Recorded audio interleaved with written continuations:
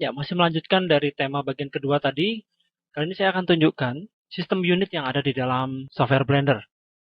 Seperti yang Anda lihat di dalam viewport ini terdapat kotak-kotak atau grid, yang setiap kotaknya ini berarti adalah satu unit.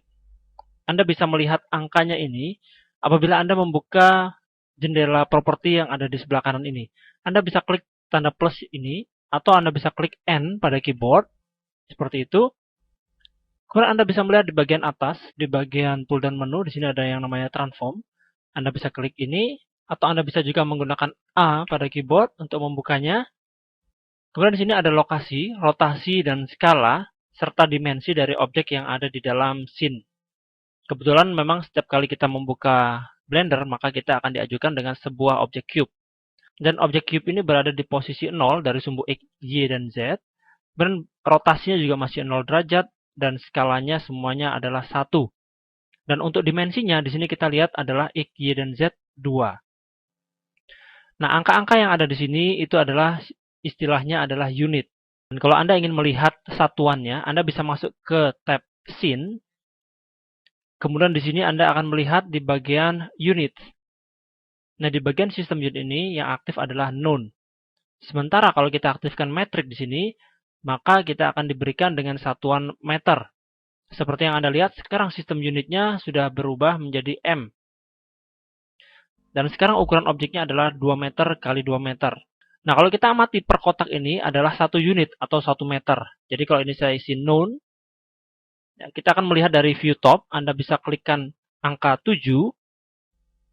Kemudian untuk merubah perspektif menjadi ortografik, Anda bisa klik angka 5 pada numpad. Seperti itu, dan kita akan coba zoom. Anda gunakan scroll mouse. Dan sekarang Anda lihat objek cube ini berada dalam posisi 2 kotak atau 2 unit.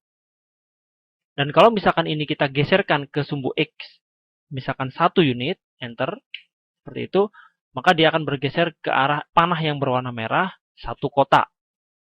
Dan artinya 1 kotak ini adalah 1 unit. Atau kalau kita istilahkan dengan meter, maka 1 kotak ini adalah 1 meter.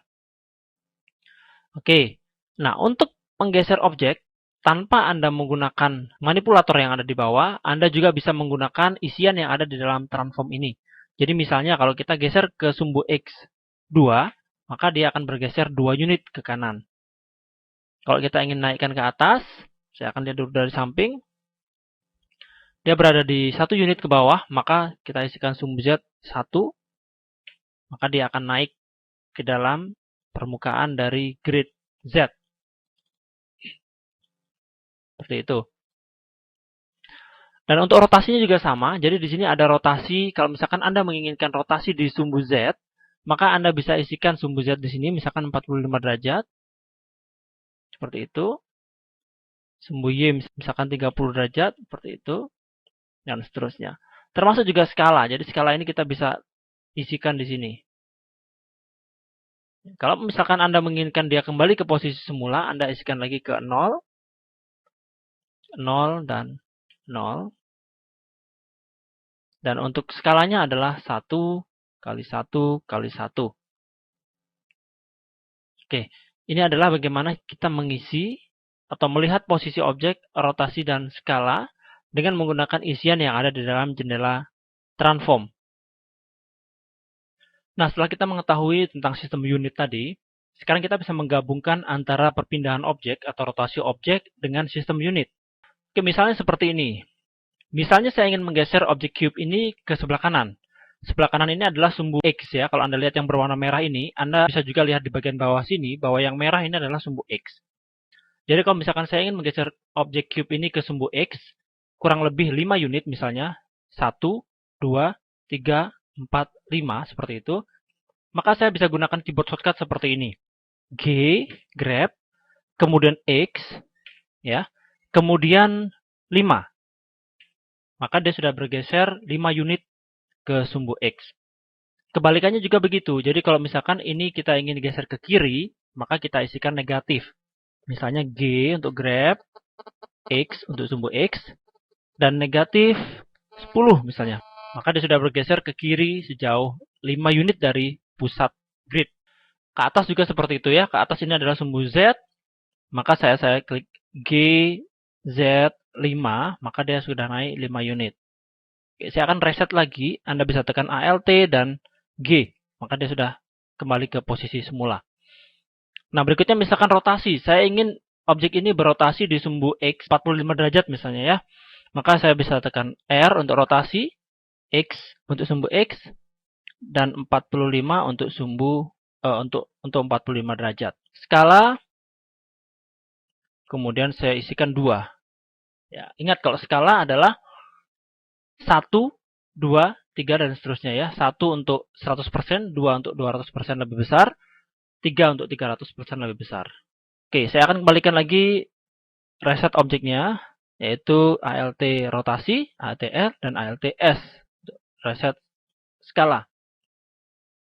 Nah, hal lain yang juga harus Anda ketahui berkaitan dengan sistem unit tadi adalah grid yang ada di bawah sini. Kalau grid ini tadi sudah saya katakan bahwa satu kotak ini adalah satu unit, maka kita bisa lihat lagi di dalam jendela properti ini.